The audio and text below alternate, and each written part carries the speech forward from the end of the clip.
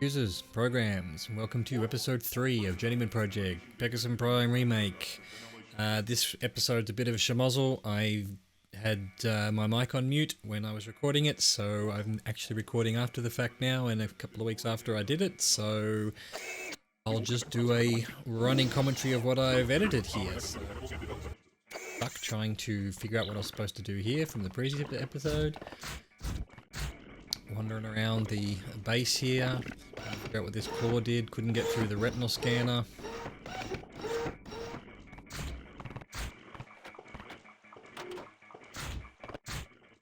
Here to see the robot.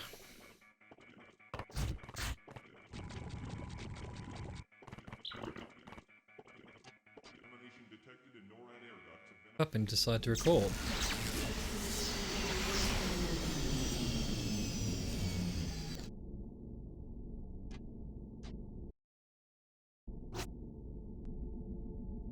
Go to Sydney. New Sydney, apparently.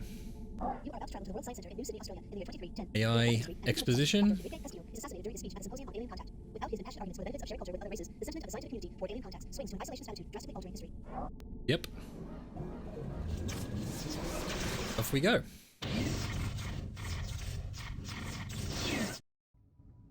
Robot attacks me.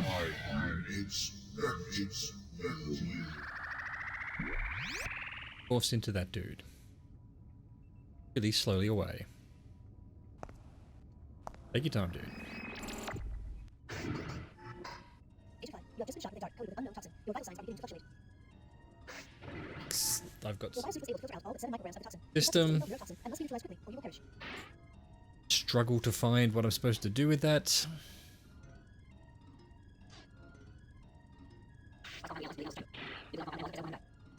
Assessing polarity, checking for nuclear emissions, evaluating molecular structure, scanning polypeptide chains. Chemical, complex dihydrogenate-based liquid tranquilizer. Sending analysis information to molecular compositor. Struggle with the worst Aussie accent I've heard in a game.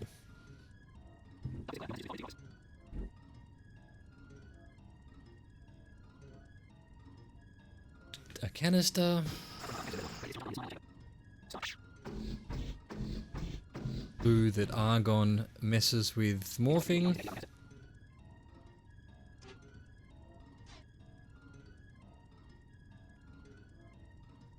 Continue to look around.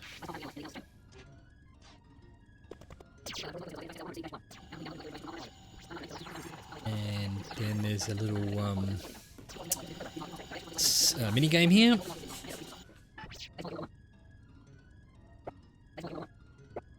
Which was really a case of just trial and error.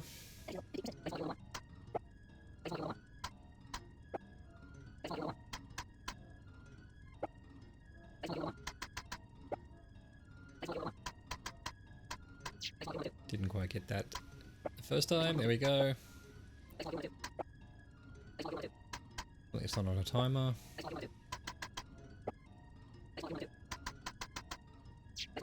Nailed it.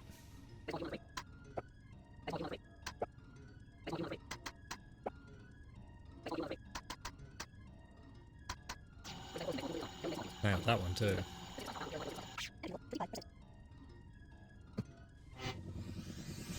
And so it makes the antidote, which I guess I take.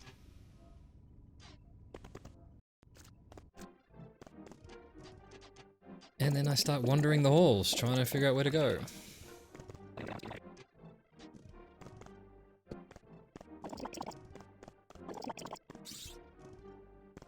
I miss a clue there on the map. I figure out later. Much later.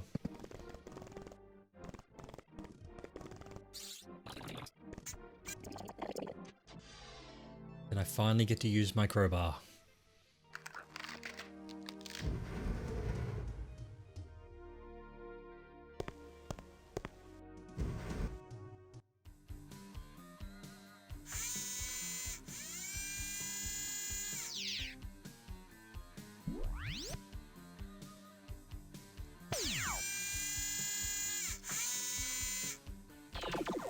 And because I was low in energy from the Warning. Toxin. Energy level 5%. Recommend return to TSA I prior to died. temporal link Spoiler integrity alert. failure. Blown away. You learn quickly, Grasshopper, but move slowly. You have been incinerated by a fiery plasma ball. Is that a haiku? The wandering continues. We head back to, where do I go? Mars? More wandering.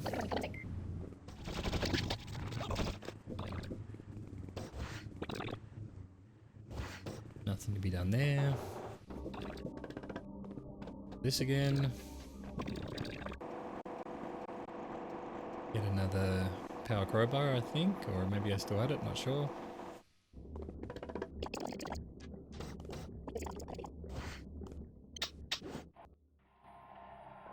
And decide to try this corridor now that I had oxygen, but that wasn't the solution. Your history. Just as the TSA historical log indicated, you have witnessed the destruction of the Mars colony. Unfortunately, you did not discover the source of the explosion in time. Dead again. Gotta get all the death screens. We avoid the robot again. For some reason I try this again, die. Robot again.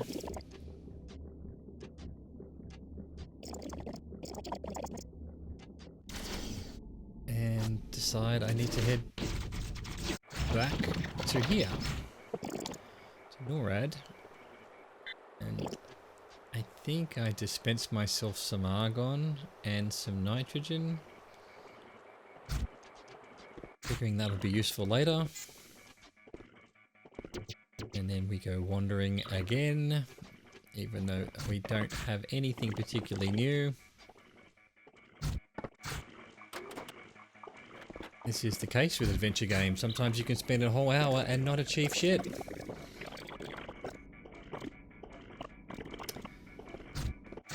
Guy has to go through his whole speech again.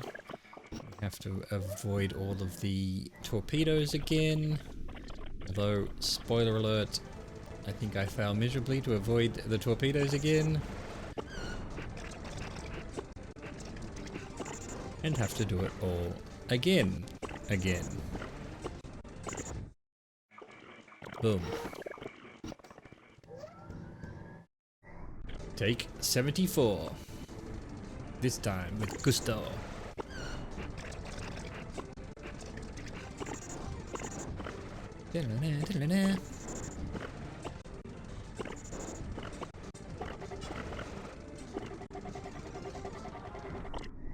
Nailed it. Pure gamer hours. Of course, there's nothing here that I can do because I don't have what I need.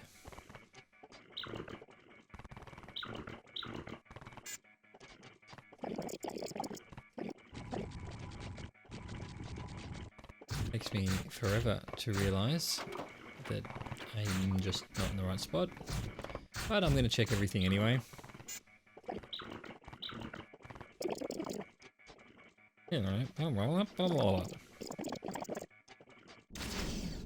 And back we go. And back to Australia. Because about this point I realised I had a key card for Dr. Sinclair's office. And I'm like, oh, okay, where's his office? Is this not his office? Guess this is his quarters. And then, yeah, I go back to this map and it's like, ah, look, there's his office. That was his lab. Figure out where his office is. And boom, nailed it.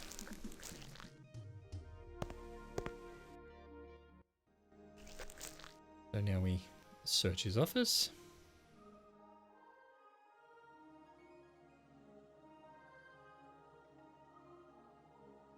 But which is completely effing useless. Get his assault rifle. Get told that I shouldn't be using assault rifles. And I'm like, fuck it, I'm using the assault rifle. Then grenade launcher.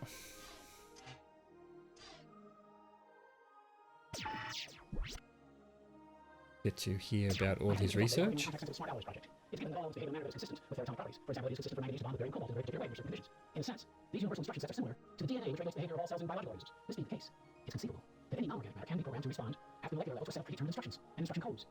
So imagine a lamp, which on command could take the form of a chair, table, or even work of art. The possibilities are infinite. I'm confident that the proposal to further research in this direction will be met with approval. This one's in progress discovers about the process. We learned how to mark all of the elements, but only after we realized that a certain few are immutable. Specifically, the inert gases like argon and krypton. Well, because of the electrochemical properties, these simply are immutable. Even worse, these elements actually interfere with the bonding of surrounding molecules and bring the whole process to a halt. On the plus side, we have also discovered that if proper care is taken, even organic matter could foreseeably be altered in form. This journal is, beyond a doubt, the most important of my career, as today marks my first success in the application of time distortion theory. By creating a localized neutrino acceleration matrix, I was able to bend time for just a fraction of a second. Anything entering into the distortion field slipped back in time for just a moment, creating a visual effect similar to liquefaction in water in a swimming pool. It may not seem like much, but it's truly more than any physicist could hope to achieve in a lifetime. And while it may be eons before there's any practical application of this theory, everything great was achieved one small step at a time, and this is definitely the first step. Bit of lore there.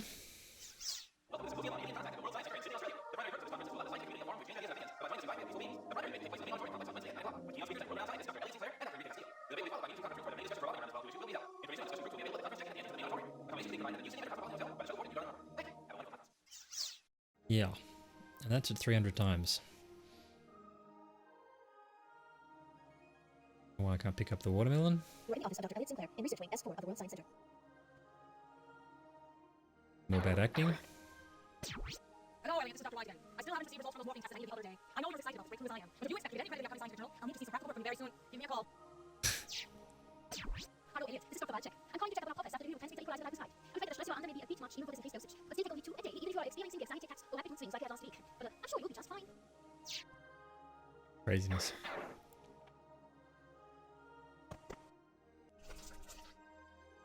Oh, Dr. Sinclair, say, why are you bringing your antique elephant gun out of your office? You're not Elliot! Security! Security! Don't shoot the man with the glasses! Well, obviously out of place and without identification, you were stripped of your biotech interface and blah blah blah. That went way too quickly. But yeah, I needed to put the gun back. Or not pick up the gun in the first place, I don't recall. Yes. Oh, Dr. Sinclair, aren't you speaking at a conference right now? Wait a minute, if you were speaking at the conference, you wouldn't be here! Sometimes I just think too much. Goodbye, Dr. Sinclair, and don't eat anything toxic now. So, apparently without a assault rifle in his hand, he doesn't get recognized. And a bit more wandering around. Get to use the power crowbar again.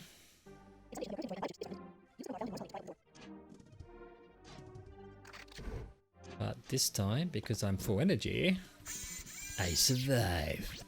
You tried to get me, robot, but you failed. Well, the first time you didn't fail. You killed me. Anyway, this was a long period of absolute bullshit. I went everywhere 3 or 4 times. But in this room here, right at the end there was a right turn that was not obvious that led to a door. And damn it, it took me ages to find that. Got caught a couple of times. More bad acting. Not sure why they'd be screaming. Obviously out of place without identification. You were stripped of your biotech interface and blah blah blah blah blah blah. Right, eventually I was trying stuff on everything. Nothing was working. Trying every bloody door again. Eventually I found it.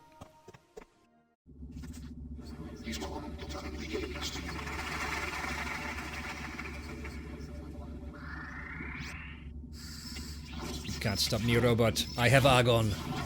And he falls over. Agent 5, recommend that you proceed with the removal of the robot's biochips before initiating auto recall. Get me my biochips.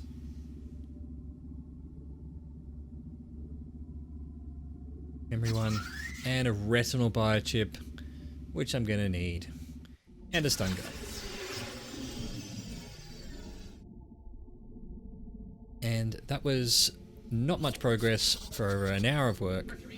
I'm sending you to eliminate my adversary, Enrique Castillo, who thought he was doing the world such a favor, convincing them that I was insane to fear alien contact. Well, I'm not the one who's inviting death into my home. The only place I can be sure of finding him is on stage at the alien contact rally 8 years ago, so I'm sending him to the World Science Center in the year 2310. Try to make his death look accidental, but whether or not you succeed at that, do everything you have to ensure his demise. That was it. Thanks for watching. See you next time.